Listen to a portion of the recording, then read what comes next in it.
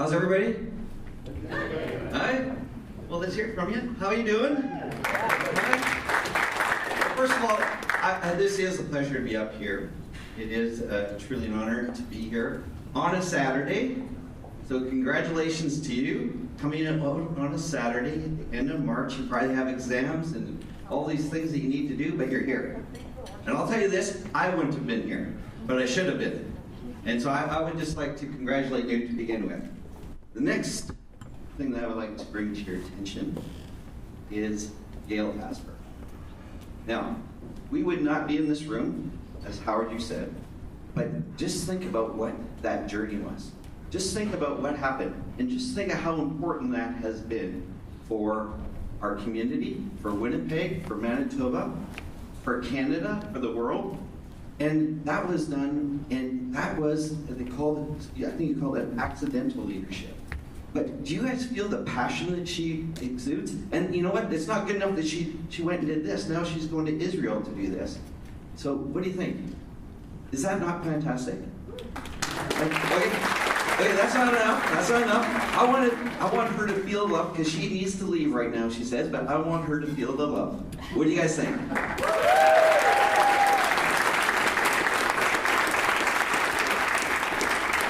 I have to say one thing here.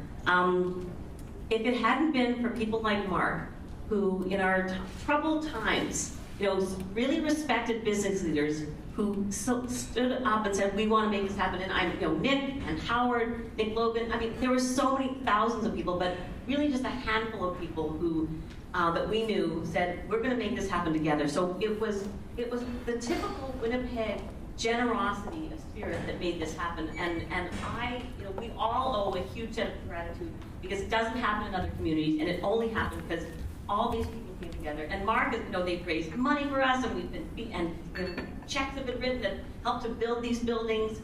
Mark, honestly, thank you for having a big heart for that. It really kept me going in those dark days, when the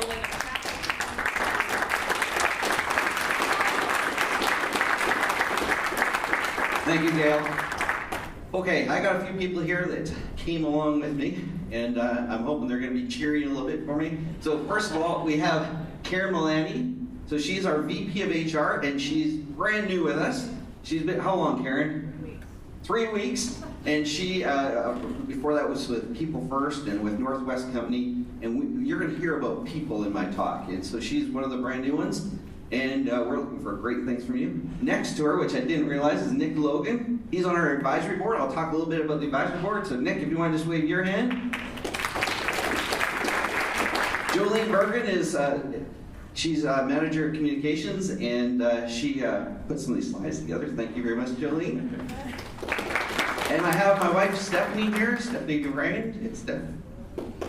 Okay, you're going to hear a little bit about Steph. She was Ernst & Young, and she's been on this journey with me, and we have 3 lovely daughters. First one is Rachel. She's the oldest. She's a grad from University of Manitoba. She's a KPMGer, and I think she's supposed to be at work right now, but thank you very much, Rachel, for coming. If you just wave your hand. The middle one is not here. She's down in Ottawa. She's going to Carleton University, and she starts at KPMG in Ottawa in January, I think. So she wished she could have been here. And then I have Alex, who's at the University of Manitoba. And I told Lucas to make sure he watch out for her and make sure that she's especially tough on her.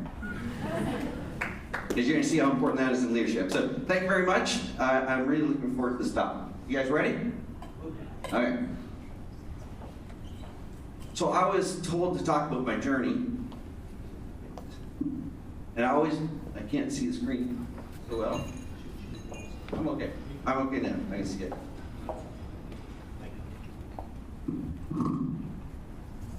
Imagine that. Sorry.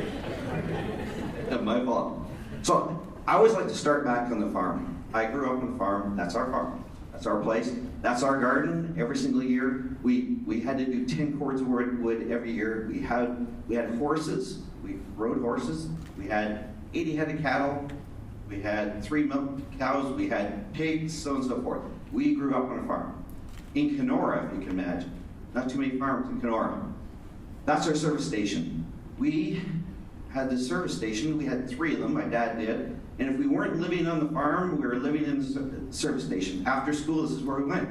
And we had 12 mechanics. You can see we have a Datsun dealership and so on and so forth. But we were either working, or we were baling hay. That's me on the top, that good-looking guy on the top there.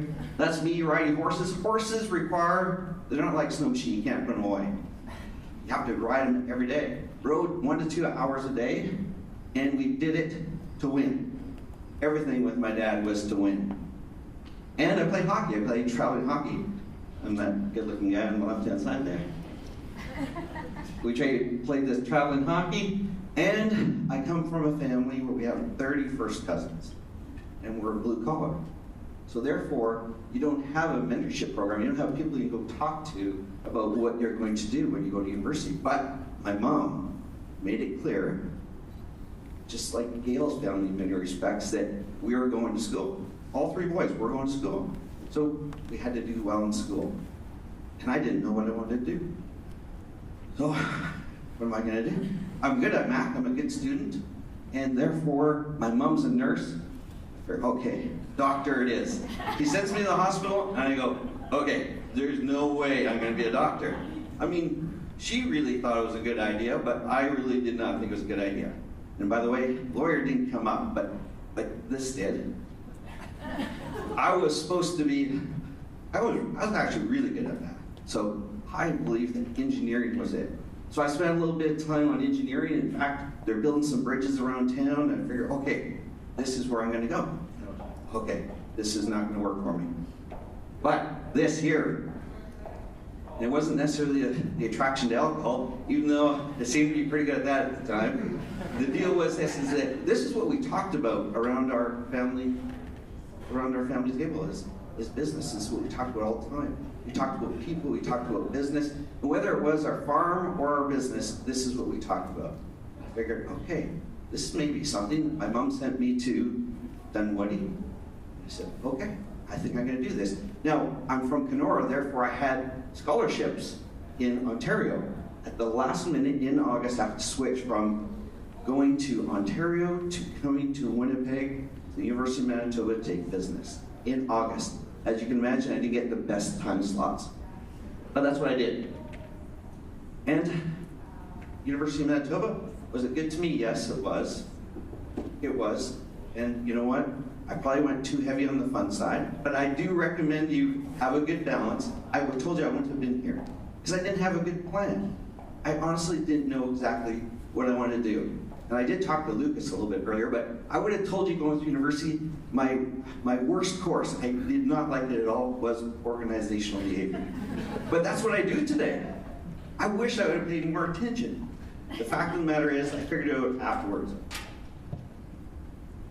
I have no idea what that picture has to do with KPMG, but that's my brother and I think that's when we were maybe in Sweden, I'm not sure. But the fact of the matter is that that's about how old I was then, and I really loved KPMG. In fact, this worked out really good for me because the fact that I could work hard, I knew what I was doing, it was very structured, I love business, I love going into a new client every 3 weeks.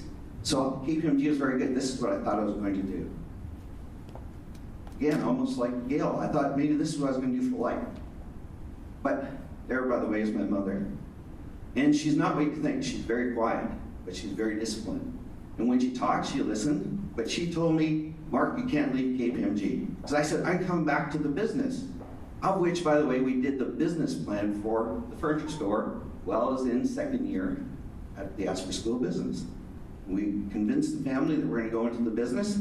And here's me in 1996, a couple things. There's my mom checking in on me, because of course I'm supposed to be at KPMG. And by then I'd gone back to Kenora with Stephanie. She left ENY, I left KPMG, and we had 7 employees back then. This is 1996, and this is on Ellis. We bought the DeFer stores and turned them into Dufresne stores. This is a big move for us. And what we did, which is something to pay attention to, is that's Bruce Burchard. He was one of the superstars from our view of KPMG, as was Mike Linton, as was Bill King. We hired them all. getting the right people is super important to our success. I will say that we've had a great run, but we did skin our knees. And we skinned them many, many times. And I think this whole idea is even more important today than it has been in the past. Palliser Rooms was ours. We had 2 stores. We ended up converting to Ashley Home Stores. We did the Sleep Source. Lazy Boy Furniture Galleries in town was ours. We sold it. We had Extreme HR. I love HR, by the way. I love HR. But we spent over $1 million on it, and who would ever call HR extreme? There's just so many things along the way we did really bad, but the fact of the matter is we figured it out. And probably the one that's up there that I would say was really transformational was 9/11. I can remember that day. I can, like a lot of people, maybe not everybody in this room, obviously, but I do remember 9/11 and exactly where we were. We were with our bankers. And we all stopped, and we all spent the morning. We had to get them back to Toronto, which we had to give them a car to drive back. But the fact of the matter is that it didn't take them long before they decided that they needed to take away our loans, which to this day, I think Sean McDonald said it, pissed me off. He said that in his session. It really pissed me off. Here we are, we have never lost money in our history. However, we never paid attention to our balance sheet. So many different things, but it could have ended us if we didn't have the perseverance. And it had to do with the fact that they decided that it just wasn't going to make sense for them. This here is 50 Best Managed Companies. We have won for 16 years in a row. We're platinum members, and we're very proud of that. This was our first time that we won. We had this small group, we went up on the lift and we took this photograph. I'll just tell you that was a very proud moment, and to this day, it's something we're very proud of. And here we are today. We have these Dufresne stores. We have these Dufresne Retail Solution Group stores. In other words, you can have Lucas Furniture, and we would have your marketing covered, we would have your product covered, we'd have a bunch of your systems covered, so it's kind of like a franchise. Okay, sounds good, Lucas. And we have 133 locations. We have these Ashley Home Stores. We have 22 of them in Canada and growing. We have these 39 locations in the United States for Ashley Home Stores, and we have another brand called Stash. And if you add that up, convert it into Canadian, I believe it's just under 1.1 billion. So we went from 7 employees to a company that's sizable. And it's been a hell of a ride. This here is Chad Spencer. Chad Spencer is our president of the United States. And that's him and I signing the deal in 2012. At the time, $100 million. Today, he's $350 million. And you'll see again that the reason we hooked up is because he was a good fit for us. On this vision, mission, values, these core values, we were a perfect fit. And we get to figure out who those people were. I talked about those 3 people. I tell you what, Chad, and the same thing here. This is our Canadian president. That's Troy Davis. Troy Davis was the COO for the Brook. Okay, how do you convince a guy that's got 264 stores, lives in Edmonton, to come to Winnipeg to look after, at the time, the small operation? Those are difficult things to do. But the fact of the matter is that you need to be able to go do that. You need to be able to have people understand the vision, what you're going to do, and why they want to be part of it. And he's our Canadian president. Which all kind of ties together. Because in 2012, Chad is looking for a partnership, and he's looking at private equity. Todd Wanek, who's the owner of Ashley. Now, Ashley is a manufacturer, the largest manufacturer of furniture in the world, and they do around $5 billion. So a sizable company.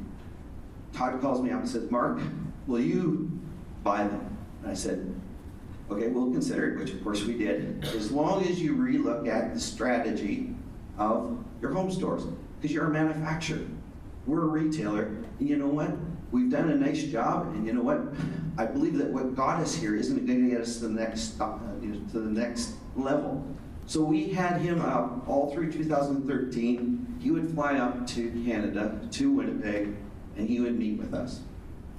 And over that period, he says, Mark, I want you to be the CEO for retail. And I said, Todd, I'm a little busy. Yeah, we got this Canadian operation, this US operation, and we're growing. Keep in mind our growth, if you can imagine, going from 7 employees to today, without that Dufresne Retail Solutions Group, we have over 3,000 employees. I'm pretty busy. And he's persistent. You'd have to know the Wanniks. There's a whole list of Wannikisms, but one of them is persistence. They never take no. Well, he kept on asking me, and I kept on saying no. And then I came home one day, and I said, Steph, here's where we are. I just told him no again. And it was Stephanie that said, you know what, Mark? You've been practicing your whole life for this. This is something you need to do. This is your Olympics. So, 2014, 15, and 16, I was the CEO of Ashley Global Retail. And it's been an incredible ride. We looked at the brand, we looked at the consumer segmentation of the brand, we looked at all the different components, we looked at the marketing, in every case we went and got the very best. We interact with the best. We looked at supply chain. We looked at all components of the marketing, the product, the brand, the supply chain, and how to operate these stores. And you have to understand one thing is that it is not easy. When I went into Sean McDonald's, is Sean still here? Okay. Well, change. You have 140 owners, and they all are, by rights, multimillionaires. And they are A personalities. How do you lead a group of 148 personalities? I'm talking difficult. It's hard enough if we owned them all, but the fact of the matter is we didn't. So what we had to do is we had to start somewhere, which was we had a group of enterprise stores that was 600 million, and we said, we're going to start with them. If we can do it, they will follow. And we grew enterprise stores in that short period from 600 million to 1.2 billion, and we did it well. They went, I'm not saying they were perfect, but once you can show people, listen, if you follow this formula, it will work. And we transformed, we redid the product piece. We went to 10 collections. We went to all these different urbanologies and whatnot, and therefore we went to the products that our customers wanted. We advertised them differently. We looked after every guest. We looked at that guest journey, so on and so forth. It was a hell of a ride. But at the same time as doing that, all this is coming out. All these words like innovation and disruption and all these words that you probably talk about every single day. And I'm right in the middle of one fight, and I got another fight to fight, which is, boy, retail's really changing. Somebody had lit a bomb, and we needed to act. And apparently the customers won. Before, there was a period where the manufacturer's in control, then the retailer, and now, without a doubt, the customer's in charge. We had to change our business, and we had to do it quickly. And so with that, we ended up in all these different arenas, and with these different consultants, changing our business, so on and so forth. But all along the way, we're interacting with some of the very best. This is just one event we had, where we had David Meerman Scott and Gary Hamill and Scott and Tony Robbins, and we paid big money for these guys to come in, and these were all part of the change process. And they were excellent. And they needed to be excellent because of the job we needed to do. This is probably my best move ever in terms of going to an event. I ended up with an event, and if you're not on his emails, his weekly emails, get on them. Dr. Peter Diamandis, and he is out of Silicon Valley. Dr. Craig Venter, he's the one that mapped the human genome, and he was one of our speakers. But we're in the room with these folks, and we're in there with 30 CEOs from Caterpillar, from Airbnb, with all the big companies, Airbus, so on and so forth, and we're talking about what it's going to look like. And when I was thinking about that bicycle path, everything's going to look so much differently. I mean, KPMG just sent me a note in the cover letter said that you can expect in the next 3 to 5 years there's going to be more change than the last 50. I just go, okay, well, that's pretty cool. Unless you own something, you go, okay, am I going to be relevant going forward? But nevertheless, we ended up with all these discussions, and this is how I'd explain it to you. There's this change that's happening, and this change is dramatic. And if you were just to have a linear change, and you wanted to have 30 steps, and you're going to take 30 steps, and each step was a meter, you would, after 30 steps, you'd be 30 meters down the road. Do we agree? But if you just were to make it exponential and just make it from 1 to 2 to 4 to 8, and you went 30 steps or 30 increments, how far have you gone? Pretty far. I was just looking for the mathematician. You've gone 26 times around the world. And you say, okay, well, that's fine, Mark, but what does that mean? Well, is there something exponential happening? There is. And what is facilitating that? It's technology. It's technology. This whole idea that this guy came up with back in the day, where he said, you know what? Computers are going to compute faster, but I got to tell you, it is going to have a dramatic effect. And then the question is, okay, Mark, fine, but you're in retail. And I'm saying, I'm telling you, it is going to look so different in retail. It's going to look so different than what it has been. And I will tell you this, that I have had a great run at Ashley. And Ashley Global Retail is the organization I run. The retail part was $4 billion. And I built a team in Tampa. And I built a team that I was extremely proud of. And that's how you get it done. On May 1st and 2nd, everybody on my team that I had at that point can remember those days. Because we sat down, we said, what are we trying to achieve? What does winning look like? We then said, what is our code of conduct going to be? I was in a room with people I didn't even know, and they were, some of them, crying. Just because of the fact of the matter is that they understood the vision, they understood what the winning was going to be, and they wanted to be part of it, but they also wanted to do it in a certain way. And that is how we did it, essentially. But here I am today, and I am on a bridge as well. In other words, I, on August 1st, asked for a transition out of Ashley, and on November 19th was my last day. On February 24th, I did my last pieces of that, and here I am today, and I have to, like you, I have to decide what I'm going to do. And I have 30 years of experience, but I'm still young. In my opinion, I'm at the peak of my career. And just like you, I got to decide, okay, what is it I'm going to do? And I think that's a great transition into 6 questions that they asked me. The first one was, has leadership changed? What do you think? Has it changed? Leadership is leadership, isn't it? Has it changed? My dad sent me this article last week, and it's from, I think it was Global Mail. It says, hockey's biggest shift, 50 years of evolution in NHL coaching. And has leadership changed? Coaching, has it changed? Do you think it has? It's changed dramatically. What has changed? Is technology involved? Do you think, how many coaches did you have back in the day? You had 6 of them, and you had 1 coach. How many coaches do you have on hockey day? You have 8. I remember sitting down next to one of the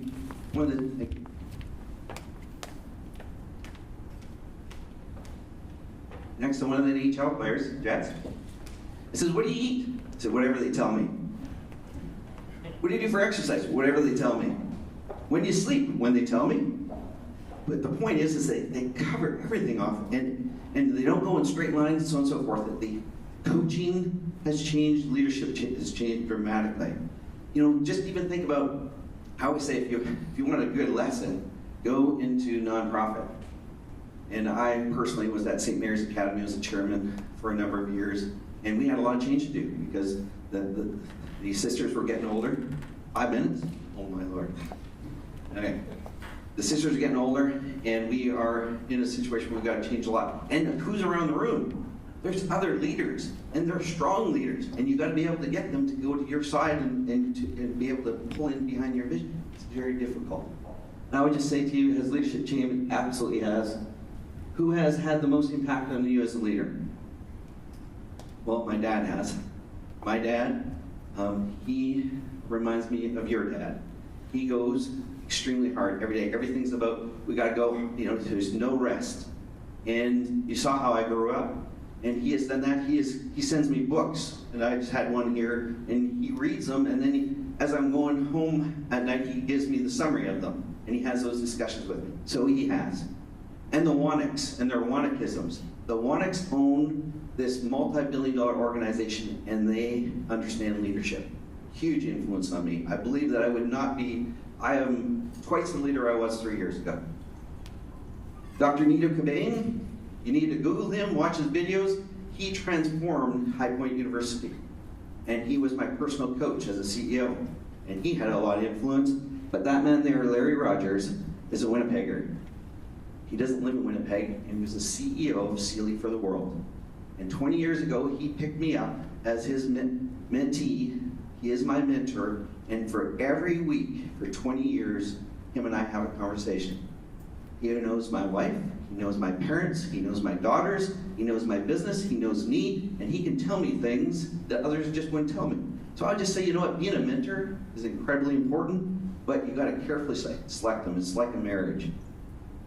How do you balance your work and life balance? Well, first of all, most would say that I don't. But for me, I just live life passionately, and therefore I try to make it all work. I would say this 1,000-day program, which I talked to Howard about, I've taught it to many, and I've spent some time at a YPO, if you've ever heard of Young Presidents Organization, teaching it. And it goes through and it lays out what is your vision, what is your mission, and what are your values. Then it's got a different component, which is, what about you personally? What about your relationship with your wife? 26 years, by the way. Exactly. What about your family? What about your business? And every 1,000 days, this is a 1,000-day plan. This is not a 3 or 5, so it means it's every day. I think we only have 27,000 days in our life. So this brings it down to every day. And it's got a cadence to it. You check in on it.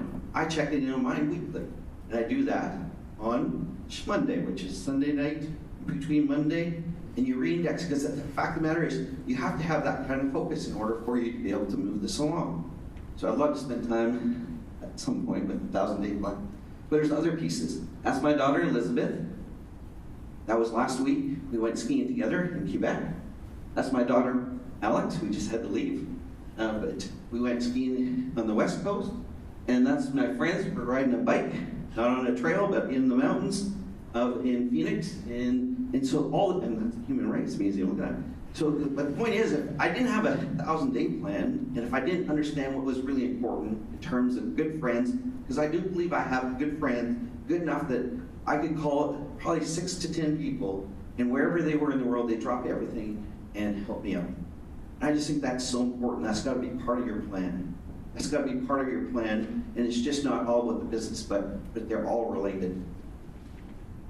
So I've done some cool things along the way. I've become a pilot. I've gone to SWAT training. I've been a sniper. I've learned how to fly a helicopter. I've done some cool things along the way. If you don't have 1,000-day plans, I don't know you get into those corners. What is your approach for inspiring others? Well, I think visions are very important.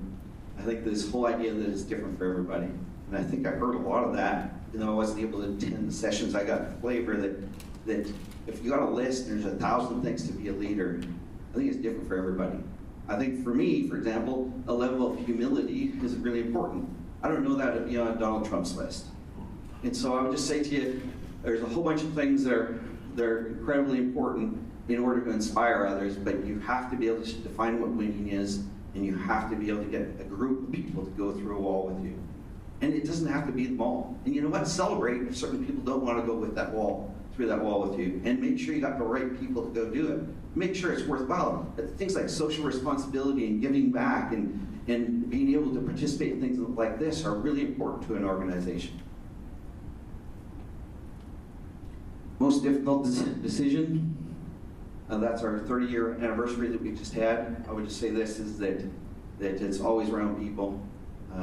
I believe some might say, hey, was it leaving TDG back 3 years ago? Oh, maybe, but no, those aren't the tough ones. It's usually around people, but at the end of the day, you have to make decisions. And being a leader can be very lonely. And again, I was in Sean's session, and he said, you know what, you gotta be prepared to piss people off. And you gotta be prepared to be the SOB. You do. I mean, there's no way around it, because of the fact of the matter is you've got responsibility for so many people. Like those 3,000 people, they all have families. and you have to do what's right for the business, and therefore, it's usually people decisions that are probably the biggest on my list. For boy, that was tough. What is one characteristic? Well, everybody says it differently. I say grit. There's a book out on this right now, by the way, and perseverance and just how important it is. And they've gone and they speak about it's not IQ that makes for the best students. It's about the fact that you don't give up. That when you do give up, you don't go down a road that's just useless, by the way. However, you got to get back up, and you got to be able to say, okay, 2 a.m, I am going to sing some songs, and I'm going to do it, and I have to be positive, and we're going through that bloody wall. We are going to build this museum, or whatever the case may be. Grit is incredibly important, because there's naysayers all over the place. And therefore, you got to have a thick skin. Therefore, you better believe in what you're doing and be prepared to do what it takes. And you know what else? I can do, I believe, the work of 1. I think I might even be able to do 2. And on a good day, 3.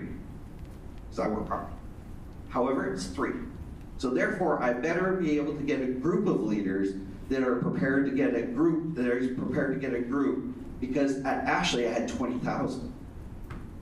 And boy, at the end of the day, that's got to transcend, that's got to communicate. That's why communication becomes so important. And they got to fall in love with you and what you're doing and see, okay, I'm prepared to not only do that, but I'm prepared to follow that person that's laying that out, and okay, I'm in.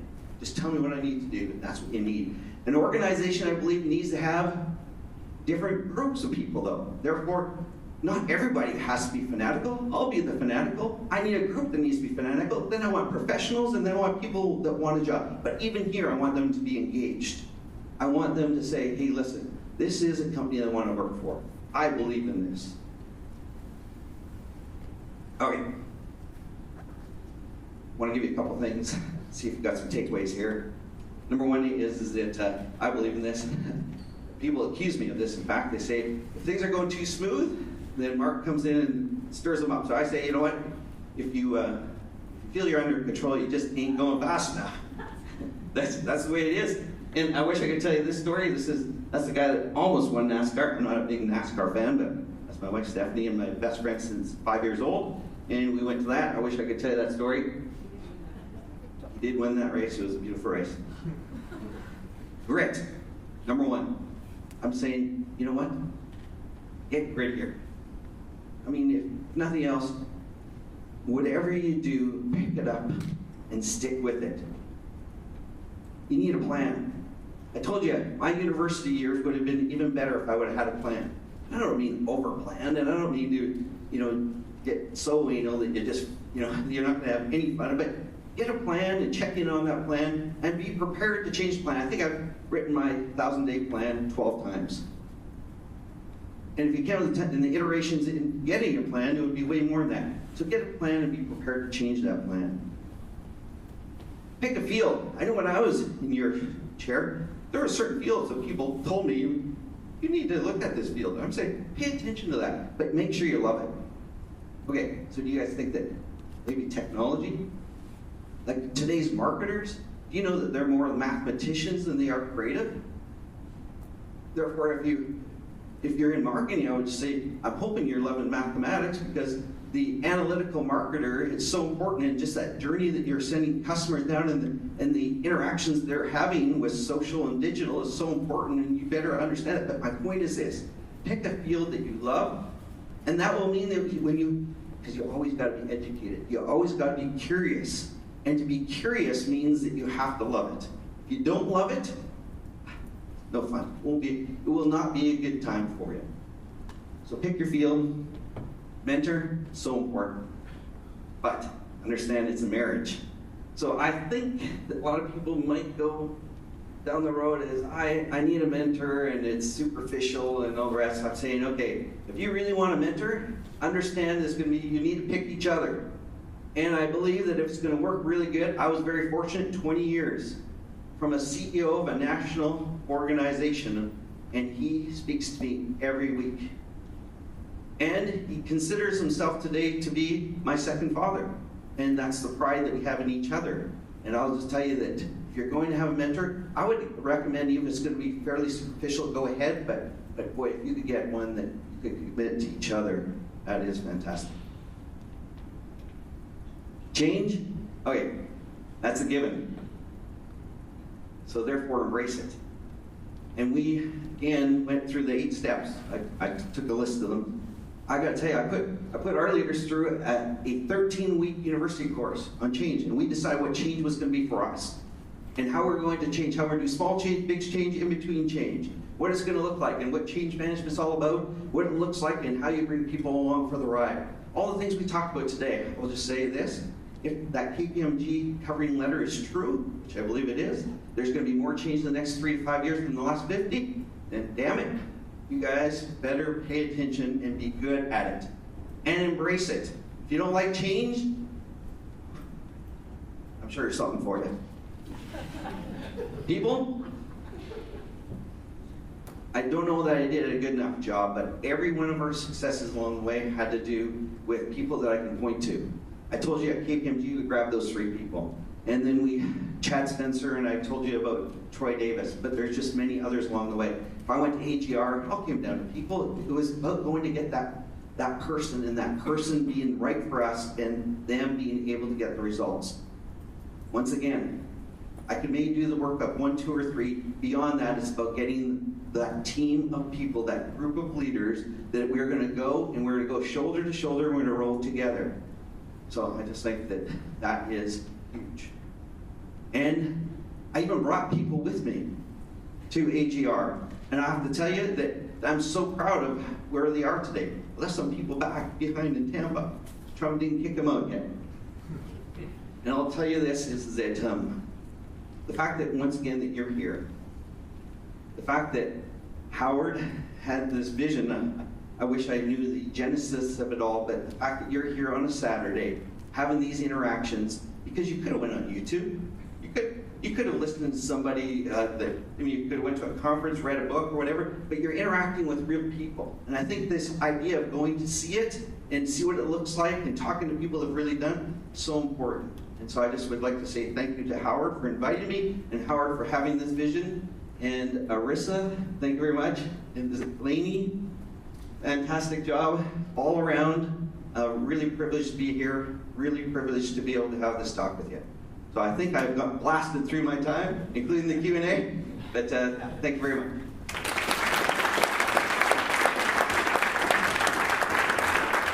Arissa, can we take a couple questions? Would you like 2 questions? 2 questions? Okay. People are still recovering, Mark, from this talk, so it's going to take a few minutes just to get their minds back on track. Yeah.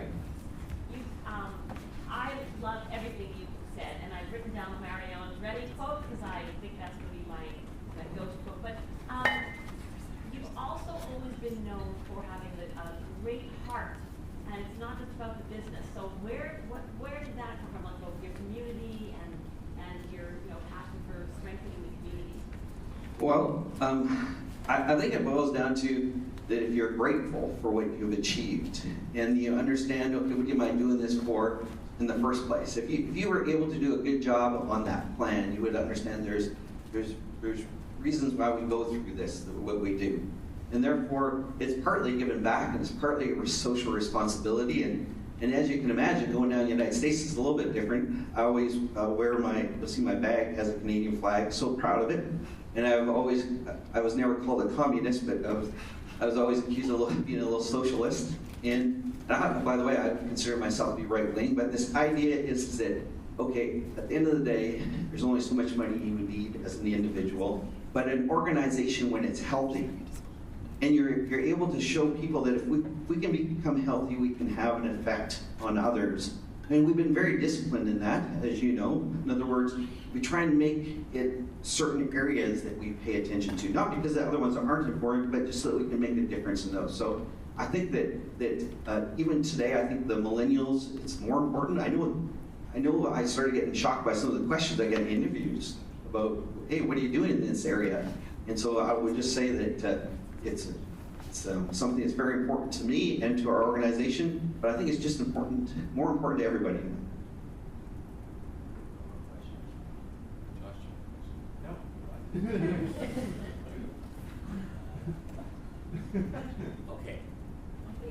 Oh, there's one. Ken? Excellent presentation, thank you for sharing. Mark, what's next? Well,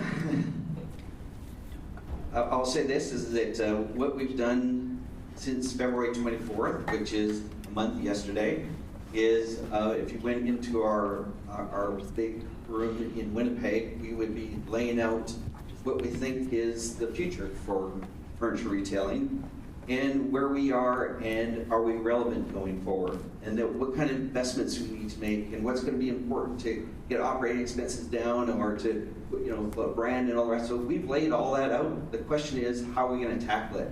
So we had our shareholders this week. We would have had Chad Spencer up. I got Troy Davis, who I know you know. I have him on Monday. But the fact of the matter is that over the next couple of weeks we'll decide that. And I know it'll be exciting. I know that there's all kinds of opportunity, and it's just, okay, how are we going to line up, and what's my role going to be? But I normally think that organizational design is the last thing you put in place. You first of all decide the house you're going to build. Then you figure out, okay, how many carpenters do I need, how many plumbers do I need, so on and so forth, and what kind of leadership does it need? So I'm I'm figuring out the architecture of the house right now, and who needs to do what. I'll follow him in.